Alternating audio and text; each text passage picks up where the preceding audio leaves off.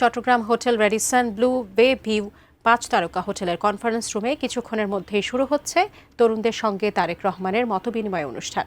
সেখানে আছেন আমাদের প্রতিনিধি মনুল ইসলাম পারভেজ। সরাসরি যুক্ত হচ্ছি তার সঙ্গে। পারভেজ, আগের খবরেও যুক্ত হয়েছিলাম, আপনি দেখাচ্ছিলেন সেখানে নেতাকর্মীদের ভিড় লক্ষ্য করা যাচ্ছে তারেক রহমানকে এক নজর দেখার জন্য। এই মুহূর্তে কি অবস্থা বিরাজ করছে সেখানে? চট্টগ্রামে তারেক রহমানের আগমনকে ঘিরে যে শ্বাস রব বিরাজ করছে তার আমরা ব্যতিক্রম দেখিনি। গতকাল রাত পর্যন্ত যে ভিড়টি ছিল সকালেও এসে দেখেছি সে ধরনের ভিড় কিন্তু রয়েছে। আর একটা জিনিস আমি একটু দেখাই, আমার পেছনে আপনারা হয়তো দেখবেন হলুদ গেঞ্জি পরা কিছু লোক এসছেন, ওনারা চাকরিচ্যুত ব্যাংকার। তো আমরা ওনাদেরকে জিজ্ঞাসা করেছি, প্রায় 5,500 ব্যাংকার ওনাদের চাকরি চলে গিয়েছে, তাই ওনারা তারেক রহমানকে ওনাদের এই চাকরি যে ওনাদের চলে গিয়েছে এটি ওনারা বলতে এসছেন। অর্থাৎ এখানে নানান ধরনের লোক আসতেছেন তারেক রহমানের সাথে দেখা করার উদ্দেশ্যে। আর জনসভা রয়েছে পলোগ্রাউন্ড মাঠে, কিন্তু এখন এখানে রেডিসনে এসে আমরা সকাল থেকে একটি ভিড় দেখতে পেয়েছি।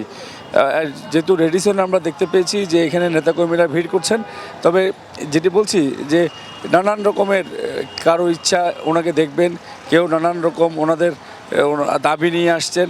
অর্থাৎ এ ধরনের ব্যতিক্রমধর্মী কিছু কার্যক্রম আমরা দেখতে পাচ্ছি। তো যেটি বলছি যে আমার পেছনে আপনি হয়তো দেখেছেন যে হলুদ গেঞ্জি পরা যারা এসছেন এরা হচ্ছে চাকরিচ্যুত ব্যাংকার। তো ওনারা বলছেন যে তারেক রহমানকে ওনারা ওনাদের চাকরি চলে গেছে এটি ওনারা জানাবেন।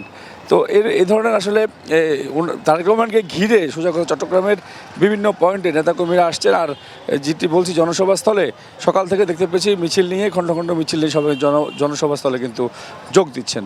আর কিছুক্ষণ পরেই এখানে আমরা খবর পেয়েছি যে 9:30টার দিকে এখানে একটি উনি ছাত্রছাত্রী রয়েছে বেসরকারি এবং সরকারি বিশ্ববিদ্যালয়ের প্রায় 300 ছাত্রছাত্রীদের সাথে উনি মত বিনিময় করবেন এবং এই মত বিনিময়ের শেষে উনি পলকগ্রাউন্ডে জনসভা যোগ দিবেন এবং পলকগ্রাউন্ডে জনসভার পরে উনি এরপরে ফেনী হয়ে কুমিল্লা হয়ে নারায়ণগঞ্জ হয়ে উনি ঢাকায় যাবেন। এ ধরনের যে প্রোগ্রামগুলোর কথা আমাদেরকে জানানো হয়েছে। তো আপাতত নেতাকর্মীরা ভিড় করছেন এবং রেডিসনের সামনেও আমরা দেখেছি সকাল থেকে উৎসুক জনতা, নানান রকম যে চাকরিচ্যুত ব্যাংকার, নানান রকম যারা ওনাকে দেখতে চান এক নজর সে ধরনের দর্শক, অর্থাৎ নানান লোক এখানে এসে সকাল থেকে আমরা ওনাদের যে ভিড় সেটিও কিন্তু আমরা দেখতে পেয়েছি।